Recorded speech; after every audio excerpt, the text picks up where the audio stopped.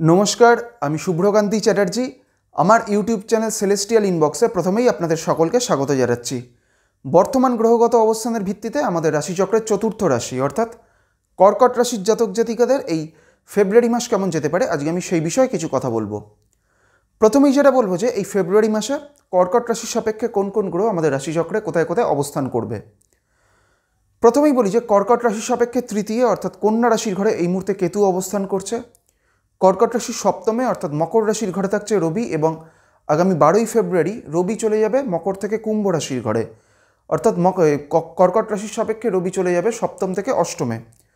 কর্কট রাশির এই অষ্টমেই অর্থাৎ কুম্ভ রাশির ঘরে এই মুহূর্তে বুধ এবং শনি একত্রে অবস্থান করছে, এবং আগামী 11ই ফেব্রুয়ারি বুধ চলে যাবে কুম্ভ থেকে মীন রাশির ঘরে, অর্থাৎ কর্কট রাশির সাপেক্ষে বুধ চলে যাবে অষ্টম থেকে নবমে। কর্কট রাশির এই নবমেই অর্থাৎ মীন রাশির ঘরে এই মুহূর্তে শুক্র এবং রাহু অবস্থান করছে। কর্কট রাশির একাদশে অর্থাৎ বৃষ রাশির ঘরে থাকছে বৃহস্পতি, এবং কর্কট রাশির দ্বাদশে অর্থাৎ মিথুন রাশির ঘরে এই মুহূর্তে বক্রী মঙ্গল অবস্থান করছে।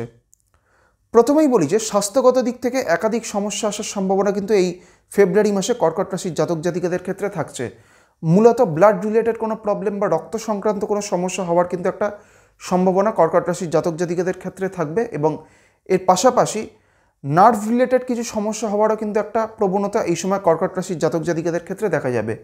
তাই স্বাস্থ্যগত দিক থেকে সামগ্রিকভাবেই কর্কট রাশির জাতক জাতিকাদের এই সময়টা বা ফেব্রুয়ারি মাসটা কিন্তু কিছুটা সতর্ক থাকতে হবে।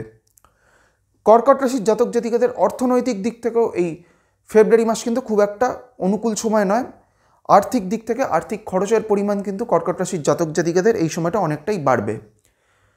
কর্কট রাশির জাতক জাতিকাদের কর্মজীবনের ক্ষেত্রে কিন্তু এই সময় কিছু পরিবর্তন আসার একটা কিন্তু সম্ভাবনা থাকবে। বিশেষ করে ফেব্রুয়ারি মাসের মাঝামাঝি সময়ের পর থেকে কর্কট রাশির জাতক জাতিকাদের কর্মজীবনে পরিবর্তন আসার কিন্তু একটা সম্ভাবনা থাকবে, এবং কর্কট রাশির যারা ব্যবসা করছেন তাদের ব্যবসায়িক দিক থেকেও তাদের ব্যবসায়িক ক্ষেত্রেও কিছু পরিবর্তন আসারও একটা সম্ভাবনা এই ফেব্রুয়ারি মাসে থাকবে। কর্কট রাশির জাতক জাতিকাদের পারিবারিক দিক থেকেও এই সময়টা খুব একটা অনুকূল সময় নয়। পরিবারে কোনো ব্যক্তির কোনো ধরনের শারীরিক অসুস্থতার সম্ভাবনা এই ফেব্রুয়ারি মাসে থাকবে, এবং এর পাশাপাশি কর্কট রাশির যারা শিক্ষার্থীরা রয়েছেন তাদের ক্ষেত্রে কিন্তু সামগ্রিকভাবেই এই ফেব্রুয়ারি মাসটা কিন্তু একটা অত্যন্ত ভালো সময়, কারণ কর্কট রাশির চতুর্থপতি শুক্র কিন্তু এই মুহূর্তে নবমভাবে অবস্থান করছে। তাই কর্কট রাশির শিক্ষার্থীদের ক্ষেত্রে সামগ্রিকভাবেই এই ফেব্রুয়ারি মাসটা কিন্তু একটা অত্যন্ত ভালো সময়, এবং কর্কট রাশির যারা উচ্চশিক্ষায় রয়েছেন বা যারা কোনো ধরনের রিসার্চ বা কোনো গবেষণামূলক কাজের সাথে যুক্ত হয়ে রয়েছেন তাদের ক্ষেত্রেও কিন্তু এই সময়টা বা এই ফেব্রুয়ারি মাসটা কিন্তু একটা অত্যন্ত ভালো সময়। এইবার আমি আসছি কর্কট রাশির যে নক্ষত্রগুলি রয়েছে অর্থাৎ পুনর্বসু, পুষ্যা এবং অশ্লেষা, এই তিনটি নক্ষত্রের জাতক জাতিকাদের এই ফেব্রুয়ারি মাস কেমন যেতে পারে। প্রথমেই আমি আসছি পুনর্বসু নক্ষত্রের ক্ষেত্রে।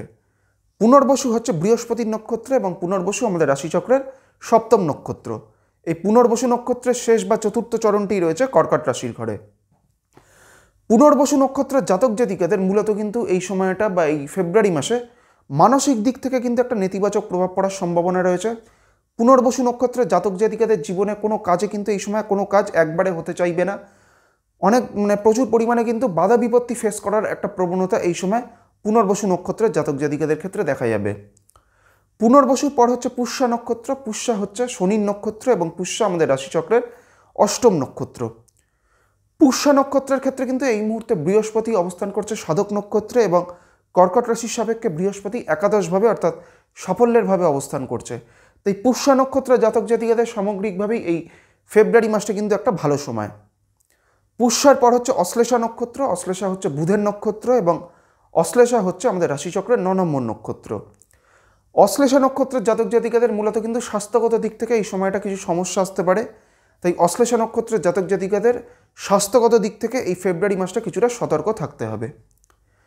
আজকে আমি আমাদের রাশিচক্রের চতুর্থ রাশি অর্থাৎ কর্কট রাশির জাতক জাতিকাদের এই ফেব্রুয়ারি মাস কেমন যেতে পারে সেই বিষয়ে আলোচনা করলাম, এবং এর পাশাপাশি কর্কট রাশির যে নক্ষত্রগুলি রয়েছে অর্থাৎ পুনর্বসু, পুষ্যা এবং অশ্লেষা, এই তিনটি নক্ষত্রের জাতক জাতিকাদের এই ফেব্রুয়ারি মাস কেমন যেতে পারে সেই বিষয়ে আপনাদের একটা সংক্ষিপ্ত ধারণা দেওয়ার চেষ্টা করলাম।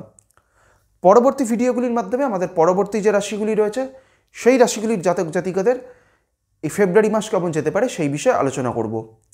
সবশেষে এটাই বলবো, আপনারা সকলে খুব ভালো থাকুন এবং সুস্থ থাকুন, এটাই প্রার্থনা করি। নমস্কার।